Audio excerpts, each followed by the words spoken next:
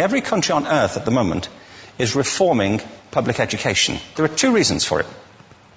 The first of them is economic. People are trying to work out, how do we educate our children to take their place in the economies of the 21st century? How do we do that, given that we can't anticipate what the economy will look like at the end of next week, as the recent turmoil is demonstrating?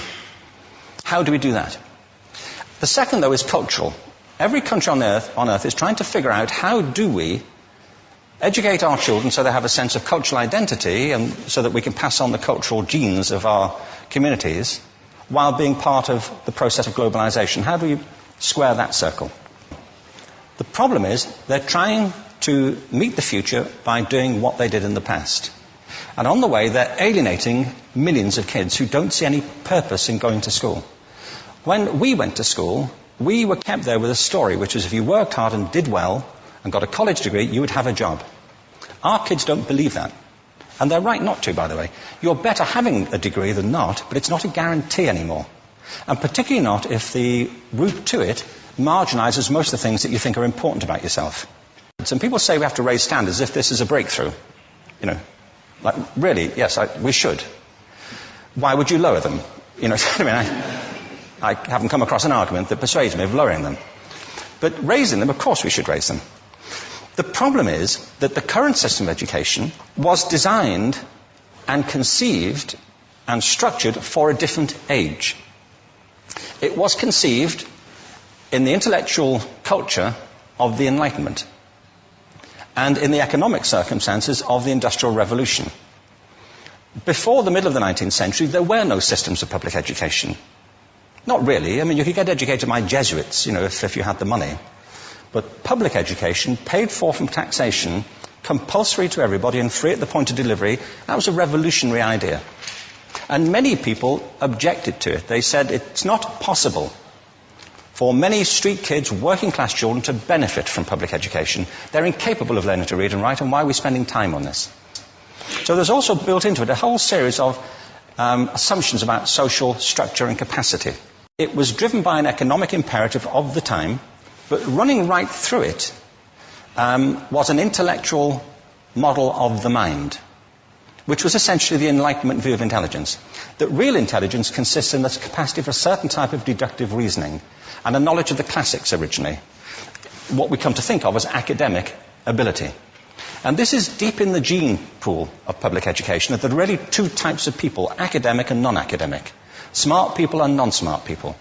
And the consequence of that is that many brilliant people think they're not, because they've been judged against this particular view of the mind. So we have twin pillars, economic and intellectual. And my view is that this model has caused chaos in many people's lives. It's been great for some. There have been people who have benefited wonderfully from it. But most people have not. Instead, they suffer this. This is the modern epidemic, and it's as misplaced and it's as fictitious. This is the plague of ADHD. Now, this is a map of the incidence of ADHD in America, or prescriptions for ADHD. Don't mistake me here. I don't mean to say there is no such thing as attention deficit disorder. I'm not qualified to say if there is such a thing. I know that a great majority of psychologists and paediatricians think there is such a thing. But it's still a matter of debate.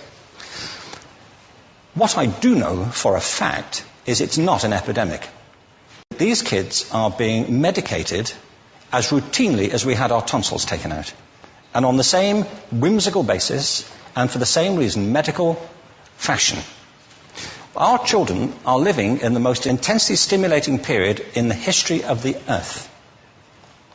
They're being besieged with information and calls for their attention from every platform, computers, from iPhones, from advertising holdings, from hundreds of television channels. And we're penalizing them now for getting distracted. From what? You know, boring stuff. At school, for the most part. It seems to me it's not a coincidence totally that the incidence of ADHD has risen in parallel with the growth of standardized testing. Now, these kids are being given Ritalin and Adderall and all manner of things, often quite dangerous drugs, to get them focused and calm them down. But according to this, attention deficit disorder increases as you travel east across the country. People start losing interest in Oklahoma.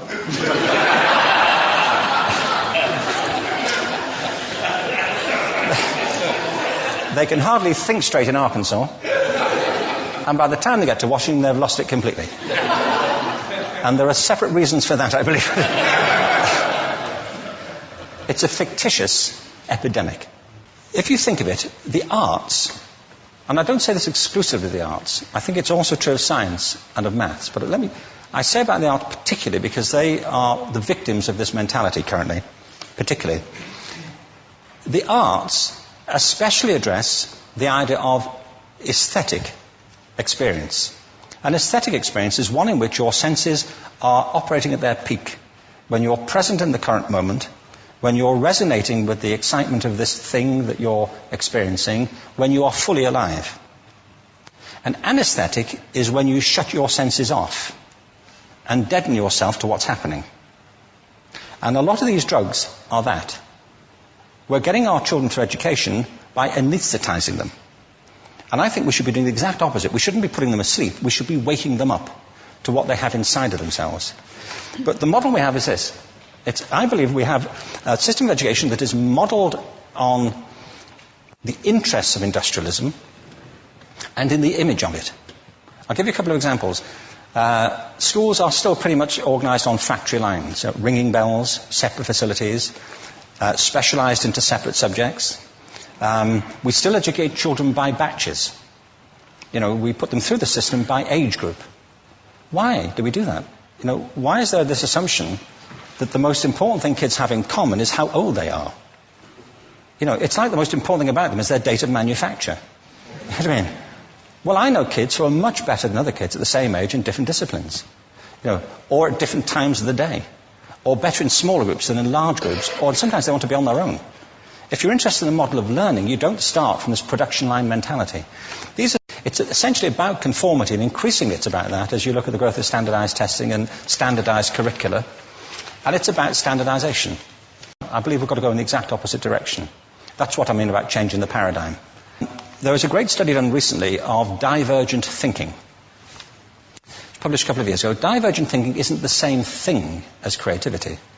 I define creativity as the process of having original ideas that have value.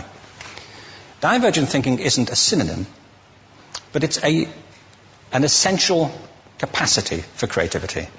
It's the ability to see lots of possible answers to a question, lots of possible ways of interpreting a question, to think what Edward de Bono would probably call laterally, to think not just in linear or convergent ways, to see multiple answers, not one. So, there are tests for this. One kind of cod example would be, people might be asked to say, how many uses can you think of for a paperclip? One of those routine questions. Most people might come up with 10 or 15. People who are good at this might come up with 200. And they do that by saying, well, could the paperclip be 200 foot tall and be made out of foam rubber? Does it have to be a paperclip as we know it, Jim? Now, there are tests for this, and they gave them to 1,500 people. This is in a book called Breakpoint and Beyond.